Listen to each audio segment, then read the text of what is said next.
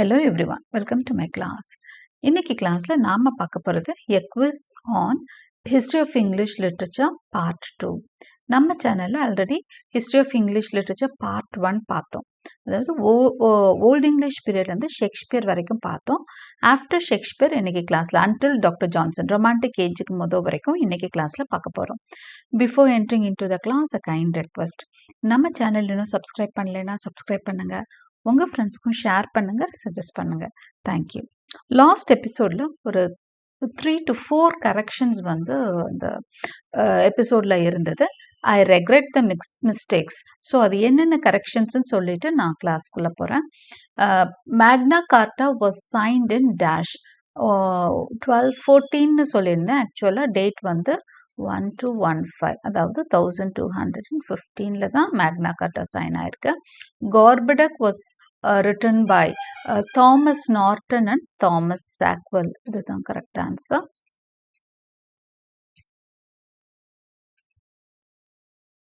Roman plays of Shakespeare are வந்து actually they are these 4. நான் 3ன்னு சொல்லியிருந்தேன். They are 4.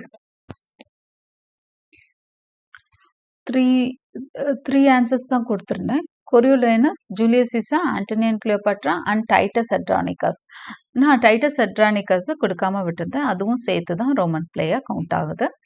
Spencer projected Faerie Queene to be written in 12 books. ஆக்சுவலாக 24 books. இது ஒரு வேற ஒரு ஆக்சுவலா விக்கிபீடியால 24ன்னு போட்டிருந்தாங்க, அதனால 24ன்னு சொல்லிட்டேன். ஆக்சுவலா ஹட்சன்ல வந்து 12 books தான் கொடுத்துருக்குறாங்க. So these were some of the corrections.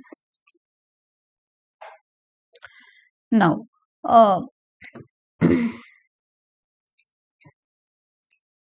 now into today's class. John Milton was born on 9th December 1608. Milton was a staunch Puritan. So Milton வந்து ஒரு Puritan. Milton's Dash was published in 1667. நம்மளுக்கு தெரியும் Paradise Lost வந்து the greatest epic of English. So that was published in the year 1667. Milton died in 1674. John Milton's Lycidas is a pastoral elegy. Okay, அவர் ஒரு elegy எழுதியிருக்கிறாரு. எலிஜினா உங்களுக்கு தெரியும், ஒரு morning song. இது வந்து லிசிடஸ் வந்து ஒரு மோர்னிங் சாங். பொதுவாக எலிஜிஸ் வந்து பாஸ்டரல் ஃபார்மேட்ல எழுதுவாங்க. So Lycidas is a pastoral elegy. Lycidas moans the death of Milton's good friend. So pastoral எலிஜின்னு சொல்லிட்டோம். எதுக்காக அந்த எலிஜி, யாரை மோன் பண்றாரு, யாரோட டெத்தை மோன் பண்றாருன்னா அவரோட friend. Okay, his name is Edward King. So அவர் இறந்தோன்னா ஜான் மில்டன் எழுதுற எலிஜி தான் Lycidas. Milton's best prose work is Areopagitica. இது வந்து ஒரு ப்ரோஸ் ஒர்க். ஓகே, ஸோ ஒரு மில்டன் வந்து இடையில கொஞ்ச நாள் வந்து ஃபுல்லாக ப்ரோஸ் தான் எழுதியிருப்பாரு. ஆரம்பத்தில் ஸ்மால் போம்ஸ் எழுதியிருப்பாரு. அவரோட டுவர்ட்ஸ் த எண்டு தான் அவரோட greatest works, Paradise Lost, Paradise Regained, Samson Agonistes எல்லாம் கடைசியில தான் வரும். ஸோ இன் பிட்வீன் பீரியட் பார்த்தீங்கன்னா வெறும் ப்ரோஸ் ஒர்க்ஸ் தான் இருக்கும். அந்த பீரியட்ல எழுதினது தான் Areopagitica. In Paradise Lost he set forth the revolt of dash against God. இப்போ பேரடைஸ் லாஸ்ட்ல என்ன மாதிரி ஸ்டோரி இருக்கும், யாரு காடுக்கு அகேன்ஸ்டா ரிவோல்ட் பண்ணுவாங்க? சாட்டன். சாட்டன் வந்து காடுக்கு எதிராக போராடிட்டு இருப்பான். his central purpose of hisங்கிறது இங்க Milton, right? Milton's central purpose of Paradise Lost was to show how Dash brought sin and death in its train. அதாவது எது வந்து மனுஷனுக்கு அந்த மார்டாலிட்டி, டெத்தை கொண்டு வந்ததுன்னு எது சொல்வார் அப்படின்னா மேன்ஸ் ஃபர்ஸ்ட் டிஸ்ஒபீடியன்ஸ். மேன் வந்து டிஸ்ஒபீடியன்ட் ஆகிறது. அதாவது அந்த ட்ரீ ஆஃப் நாலேஜ் ஃப்ரூட் இருக்கு இல்லையா, அதை சாப்பிடக்கூடாதுன்னு சொல்லியிருப்பாங்க. அது வந்து அதை மட்டும் சாப்பிடக்கூடாதுன்னு சொல்லியிருப்பாங்க. But Adam and Eve eats that fruit of the tree of knowledge. அதுதான் வந்து டிஸ்ஒபீடியன்ஸ் அப்படின்னு சொல்றாங்க. So man's first disobedience brought sin and death in its train. Dash is a dramatic poem of Milton. இது வந்து dramatic poem. எதுனா Samson அகோனிஸ்டஸ். Robert Herrick is a Caroline poet. இந்த பீரியட்ல வாழ்ந்த இன்னொரு குரூப் ஆஃப் poets தான் ஷேக்ஸ்பியர் இறந்ததுக்கு அப்புறம், அதாவது சார்ல்ஸ் ஒன் பீரியட்ல ஷேக்ஸ்பியர் பீரியடுக்கு அப்புறம் வர்றது வந்து கேரோலின் பீரியட். ஜெக்கோபியன் கெரோலின் அப்படின்னு சொல்லுவாங்க. ஸோ ஷேக்ஸ்பியர் வந்து ஜெக்கோபியன் பீரியட்லயும் வாழ்ந்திருக்கிறாரு. அதுக்கப்புறம் வர்றது கேரோலின் பீரியட். சார்ல்ஸ் ஒன்னோட பீரியட் தான் கேரோலின் பீரியட். இதுல வாழ்ந்த ஒரு கிரேட் poet தான் Robert Herrick. Dash dash and dash are called as Cavalier poets. இந்த டைம்ல வந்து இன்னொரு குரூப் ஆஃப் poets இருந்தாங்க. அவங்கள வந்து கெவாலியர் poetsன்னு சொல்லுவாங்க. உங்க 3 பேர் யாருன்னு தெரிஞ்சுக்கோங்க. Thomas Carew, Sir John Suckling and Richard Lovelace. These 3 were called as Cavalier poets. Thomas Carew, Sir John Suckling and Richard Lovelace. A number of poets who wrote poetry during the reign of Dash were called as Caroline poets. அதாவது யார Caroline poetsன்னு சொல்றோம்? Charles one பீரியட்ல எழுதின எல்லாரையும் Caroline poetsன்னு சொல்றோம். Okay, Charles one carol, அந்த Charles அப்படிங்கிற name வந்து ஸ்காட்லாண்ட கேரல்னு சொல்லுவாங்க. அதனாலதான் they were called as Caroline poets. Who are the metaphysical poets? John Donne, Andrew Marvell, Richard Crashaw, George Herbert, Henry Vaughan and Abraham Cowley. இந்த 6 பேரையும் metaphysical poetsன்னு சொல்லுவோம். So you should know John Donne. அதில் முக்கியமானவங்கன்னு பார்த்தீங்கன்னா John டன்னும் Andrew Marvell, Abraham Cowley, இவங்க 3 பேரும் ரொம்ப முக்கியம் மற்றவங்கள விட. John Donne, Andrew Marvell, Richard Crashaw, George Herbert, Henry Vaughan and Abraham Cowley. Among them John Donne is the supreme poet. அப்புறமா ஆண்ட்ரூ மார்வல், ஆப்ரஹாம் கவுலி கூட நிறைய முக்கியமான சாங்ஸ் எழுதியிருக்காங்க. Dash poets indulge in strained metaphors, far-fetched similes. So இவங்கள பத்தி இருக்க ஒரு இது கம்ப்ளைண்ட் என்ன மெட்டபிசிக்கல் poets பத்தி அப்படின்னா, அவங்க ரொம்ப far-fetched similes, strained conceits, metaphors எழுதுறாங்கன்னு சொல்லி அவங்க மேல ஒரு கம்ப்ளைண்ட் இருக்கும். ரொம்ப எக்ஸ்டெண்டடா எழுதுறாங்க அப்படின்னு சொல்லிட்டு. England in the Dash age touched low water mark in its social history. England வந்து எந்த பீரியட்ல ரொம்ப தரம் தாழ்ந்து போயிடுச்சுன்னு சொன்னா ரெஸ்டரேஷன் ஏஜ்ல. Okay, the court of Dash was the most shameless this country has ever known. Infidelity and profligacy became fashionable. Hudson's remark on which king's reign. So this is Hudson's remark. இந்த கொட்டேஷன்ஸ்குள்ள இருக்கிறது வந்து ஹட்சனோட remark தான். எந்த அரசனோட அரசவையை பத்தி இப்படி சொல்றாங்க அப்படின்னு சொன்னா சார்ல்ஸ் டூவோட அரசவை. ரெஸ்டரேஷன் பீரியட்னு சொல்றது நம்ம பியூரிட்டன் ஏஜுக்கு அப்புறம் வர்றது ரெஸ்டரேஷன் ஏஜ்னு சொல்லுவோம். பியூரிட்டன் ஏஜ்ல நிறைய கட்டுப்பாடுகள் இருந்தது. திடீர்னு என்ன பண்றாங்க, அந்த கட்டுப்பாடுகள் எல்லாம் தளர்த்திட்டோம்னா மக்கள் வந்து இஷ்டத்துக்கு வாழ்றாங்க. ஸோ எந்த ஒரு ரெகுலேஷன்ஸும் இல்லாம இருக்கு. அதனால அந்த சார்ல்ஸ் டூவோட பீரியட் பார்த்தீங்கன்னா ரொம்ப லைசன்சிபிளா இருக்கும். எந்த விஷயம் வேணா பண்ணிக்கலாம் அப்படிங்கிற மாதிரி. அதனால அதிகமா இன்ஃபிடெலிட்டி, இந்த துரோகம் பண்றது ஹஸ்பண்ட் ஒய்ஃபுக்கு, ஒய்ஃப் ஹஸ்பண்டுக்கு, இந்த மாதிரி விஷயங்களை பத்தி பேசுறதும் செய்யறதும் எல்லாமே காமன் மாதிரி ஆயிட்டு இருந்தது. So infidelity has become very common. அதனாலதான் என்ன சொல்றாரு ஹட்சன் பாருங்க, the court of Charles two தான் இங்க answer. Okay, was the most shameless this country has ever known. Infidelity and profligacy became fashionable அப்படின்னு சொல்றாரு. Dash was greatest among restoration writers. ஸோ restoration ரைட்டர்ஸ்ல நமக்கு ரொம்ப ஃபேமஸான ரைட்டர்னு சொன்னா John Dryden. John Dryden was born at Aldwinkle All Saints, Nottinghamshire in 1631. So அவர் பிறந்த ஊர் பேரு எய்ட்விங்கிள் ஆல் சைன்ஸ். ஓகே, அந்த கவுண்டி பேரு Nottinghamshire in 1631. Dryden wrote Astra Redux in celebration of the happy restoration of Charles II. So Charles two அரியணை ஏறினோன்னு, அந்த Puritan reign முடிஞ்சு சார்ல்ஸ் டூ வந்து அரியணை ஏறணும் மொனார்க் ஆனோன்னு இது ட்ரைடன் வந்து அவரை வரவேற்று ஒரு சாங் எழுதுறாரு. ஓகே, திரும்ப அவர் ரெஸ்டோர் பண்ணதுனால, மொனார்க்கி ரெஸ்டோர் ஆனதை நினைச்சு சந்தோஷமா ட்ரைடன் எழுதின சாங் தான் அஸ்ட்ரா ரெடக்ஸ்.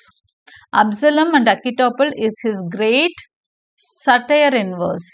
இவரோட ஒரு பெரிய சட்டையர் ஒர்க் வந்து அப்சலம் அண்ட் அக்கிட்டோபிள். ஹிஸ்டனிங் சொல்றது வந்து ட்ரைடனோட பெரிய சட்டைரிக்கல் போம் அப்படின்னு பார்த்தீங்கன்னா அப்சலம் அண்ட் அக்கிட்டோபிள். மேக்ஃப்ளக்னோவும் அப்படிதான், அவரோட கிரேட் ஒர்க் தான். இங்க பாருங்க, Dryden's dash is a scathing personal attack on a former friend Thomas Shadwell. Thomas Shadwell மேல ஒரு பர்சனல் அட்டாக்கோட ஒரு சட்டையர் எழுதியிருப்பாரு. அதுதான் மேக் ஃப்ளெக்னோ, ட்ரைடனோட இன்னொரு போம். ஸோ இங்க 3 போம்ஸ் பார்த்துட்டோம். அஸ்ட்ரா ரெடக்ஸ் வந்து சார்ல்ஸ் டூவோட வருகையை ஒட்டி செலிப்ரேட் பண்றதுக்கு எழுதினது. அப்சலம் அண்ட் அக்கிடோப்பல் வந்து இட் இஸ் அ கிரேட் சட்டையர்னு போட்டிருக்கோம். அடுத்து தாமஸ் ஷாட்வெல்க்கு அகெயின்ஸ்ட் ஒரு பர்சனல் அட்டாக்கோட எழுதின சட்டையர் வந்து மேக் ஃப்ளெக்னோ. இது மூணும் ட்ரைடனோட works. Dash is the author of famous Hudibras. ஹியூடிப்ராஸ்ங்கிறது ஒரு கிரேட் ஒர்க். அதோட ஆத்தர் யாருன்னு சொல்லி பார்த்தீங்கன்னா Samuel Butler. The greatest work of John Bunyan. John பன்யனோட கிரேட்டஸ்ட் ஒர்க் பாருங்க, Pilgrim's Progress, Grace Abounding and the life of death of Mister Badman are great works of. இதெல்லாம் வந்து யாரோட, இது எல்லாமே அவரோட முக்கியமான ஒர்க். ஜான் பன்யனோட முக்கியமான ஒர்க்ஸ்ன்னு பார்த்தீங்கன்னா Pilgrim's Progress, Grace Abounding, the life and death of Mister Badman. Okay, 3 works இருக்கு. Pilgrim's Progress, Grace Abounding, the life and death of Mister Badman. They are great works of John Bunyan. Okay. Dash gave effective prose in his essay on the human understanding treatise on government thoughts and on education. So இப்படி ஒரு essay எழுதியிருக்கிறாங்க ஒரு effective ப்ரோஸில் human understanding பற்றி. அது யார் எழுதியிருக்கா அப்படின்னு சொன்னால் John lock. இது லிட்ரேச்சர் கிடையாது தான், பட் அவரோட அந்த ஸ்டைல் ஆஃப் ப்ரோஸ் வந்து ரொம்ப எஃபெக்டிவாக ரொம்ப லிட்ரரியாக இருந்ததுனால we take it into consideration. John லாக்கோட ஒரு முக்கியமான ஒரு ஹியூமன் அண்டர்ஸ்டாண்டிங் பற்றி ஒரு புக்கு அதை எழுதியிருக்கிறது. என்னது அந்த டைட்டில் வந்து essay on the human understanding treatise on government and thoughts on education. அடுத்து இந்த பீரியட்ல ரெஸ்டரேஷன் பீரியட்ல இன்னொரு ஒரு group of genre of writing இருந்தது. என்னன்னா டைரி ரைட்டிங் ரொம்ப ஃபேஷனபிளா இருந்தது.